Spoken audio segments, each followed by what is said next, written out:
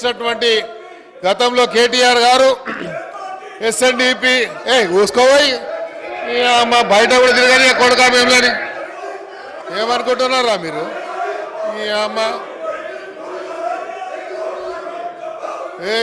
తోలు తీస్తా కొడుక ఒక్కొక్కంది తోలు తీస్తా ఒక్కొక్కంది చెప్తున్నా తోలు తీస్తా ఏమరే బయట కూడా తిరగని అని చెప్తున్నా నేను.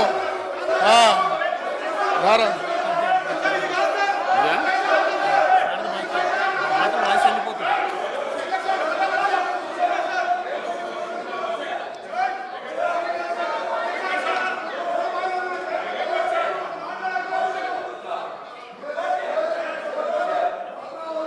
మాట్లాడు.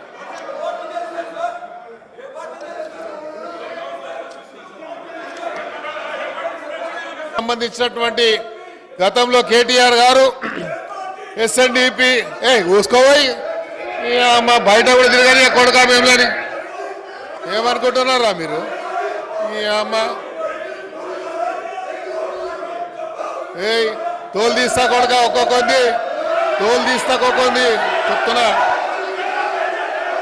తోలు తీస్తా ఏమరే బయట కూడా తిరగని అని చెప్తున్నా నేను. రారా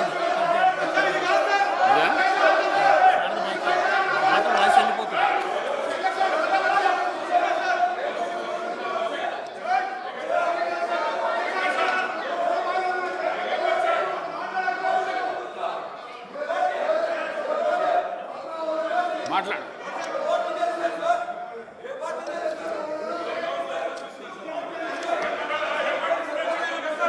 most of them did not get any opportunity sir ఈ హౌస్లో ఇన్ని రోజులలో. ముఖ్యం ఎందుకంటే వాళ్ళు ఎన్నిసార్లు హౌస్లో ఎన్ని రకాలుగా మాట్లాడారు. నిన్న ముఖ్యమంత్రి గారి దృష్టిలో ఉంచుకొని ఏమన్నారు సార్, చీఫ్ మినిస్టర్ అని ఎక్కడ వాడతలేరు వాళ్ళు. అది ఎవరికి కనబడలేదు హౌస్లో. మాకు ఆ రోజే మేము రియాక్ట్ అయ్యి చాలా మేము ఎమోషనల్ అయ్యాము. ఒక సందర్భంలో మేము కూడా రియాక్ట్ అవుదాం అనుకున్నాం, కానీ వాళ్ళ ఇంకిత జ్ఞానానికే వదిలేశాం.